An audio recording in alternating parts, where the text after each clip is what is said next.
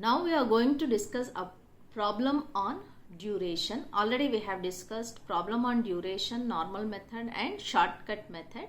But here a small change has been mentioned in the problem. So that's the reason we'll go with this problem. This is from 2017 IM question paper of Osmania University. So the question goes like this. A bond has a par value of 1000 rupees with 6 years to maturity and a 12% coupon payable semi-annually.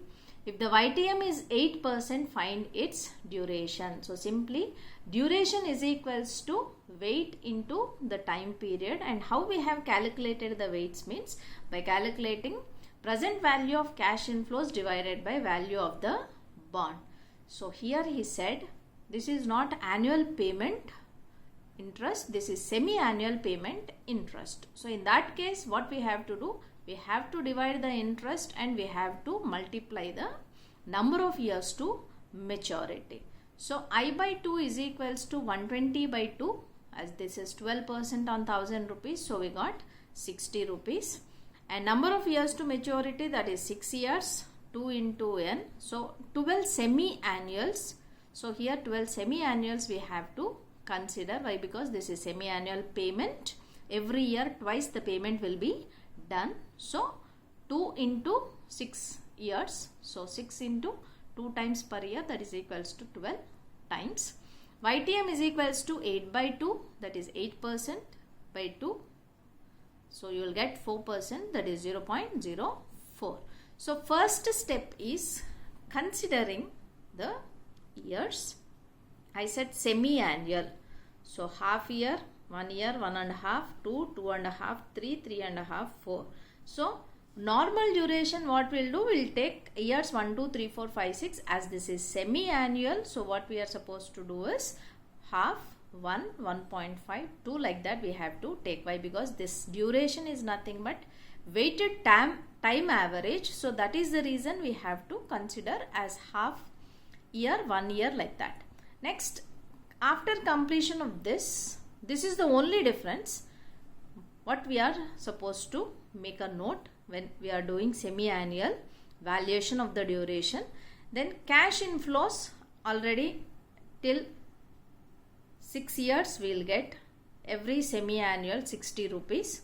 So 5.5 years 60 rupees, and in the last installment, semi-annual installment, apart from interest, we will get our principal amount back. So 1000 plus 60, 1060.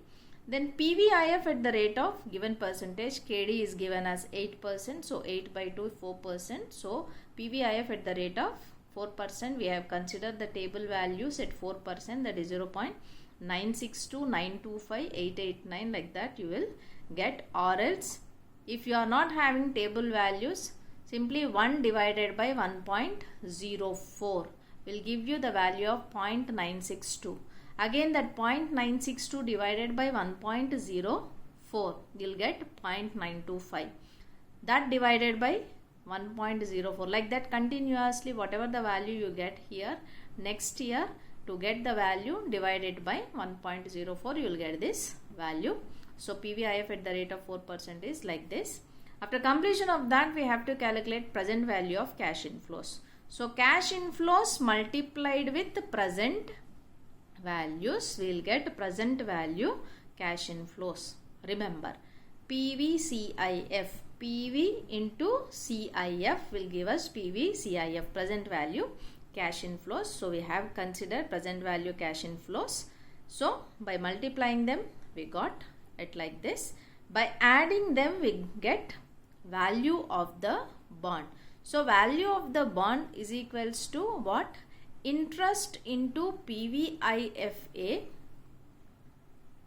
whatever the given rate, KD, and number of years we have done.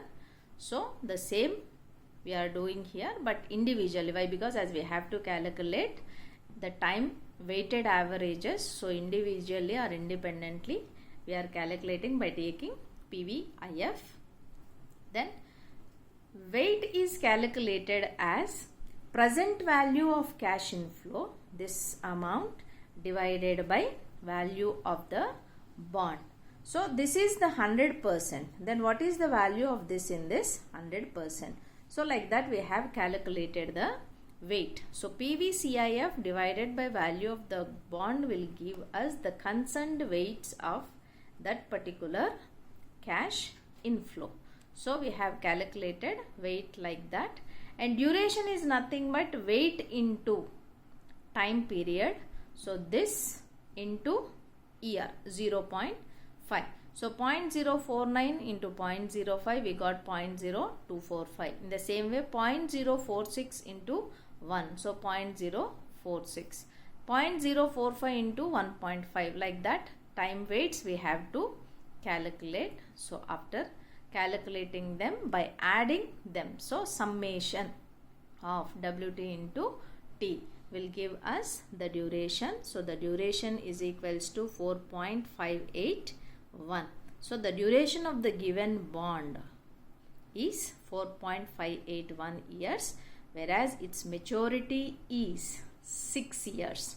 So especially here when we calculate duration, you have to keep one thing in your mind.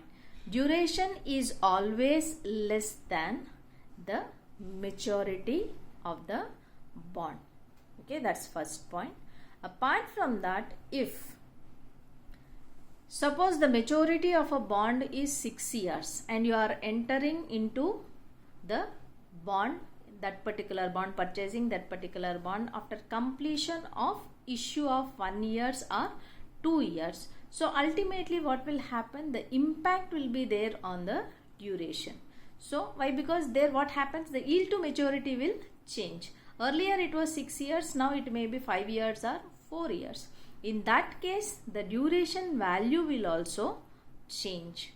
So that change in value of duration is considered as duration wandering. What it is? Duration wandering. This is what you have to keep in your mind.